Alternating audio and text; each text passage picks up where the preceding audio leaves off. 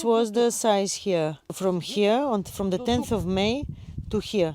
So this is in 10, 12 days. And she says this is very fast. And she says that the intensity of the growth also shows in the distance between the two nuts here. You see?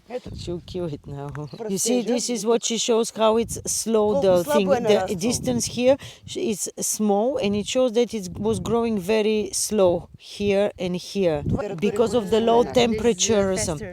Yes, and she says, look how much bigger it is. She says that if you look at this, you see the history of all the year. Like you can immediately say how was the year. So she says the small parts here show us that it was a cold and dry period here. Bigger parts here show that it's more intense growth, which means more rain and warmer temperature. And so faster grow. So you can see here, like, you see it's not open yet, not flowering yet. She's expecting it to flower 5th, 10th of June, which will be the average then of flowering.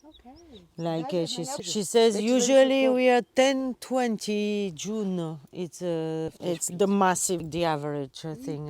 But the flower. Yes. But here we are not yet. So she says we have. This year later, no?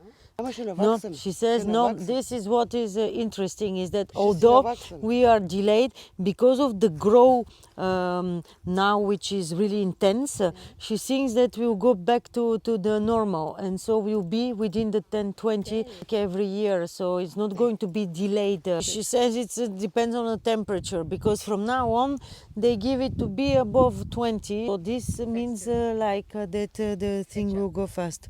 Yes, we are, as you see, cordon, one size cordon. It's the way we have cut. You see, our structure is made of acacia thing, which is we harvest everything by hand. So this acacia is nice, but for example, for machines, this is not resistant enough. So it's okay the way we are doing it. It's more natural. So you see, this is the cordon, like the way the trellis is done. On two, you see two. You have here 2 and 5, 6 small, and every one is separated by 20 centimeters approximately. Do you have to do like green harvest?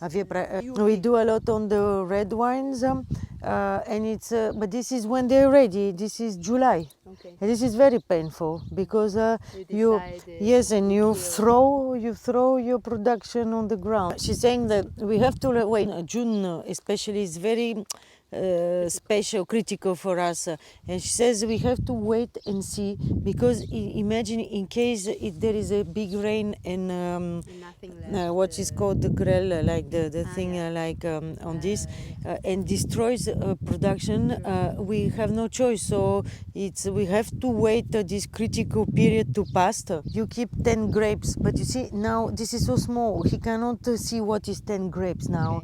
So for him it needs to be formed in order to decide what to cut and what not, and it's much easier when it's red. So she says this is why the green harvest is done. You can see and you can decide. So the important thing is still the green harvest. It's green. It has to be done when the grapes are not ready yet. So the grapes should not start changing their color. They have to be still green. So the timing also is very important, because the mother is feeding all the baby grapes, so we need to leave her to feed them correctly, but then we cut them so that her feeding is focused on the ones left. This is Chardonnay. Now what she says her people will do now, it's that by hand people will come, and you see they'll put every single thing, they will put it inside. You see how she put it here? This is what they'll be doing so that it can grow correctly after that. So she says this is important because now they are growing, and by doing this, the aeration, they can aerate during the summer.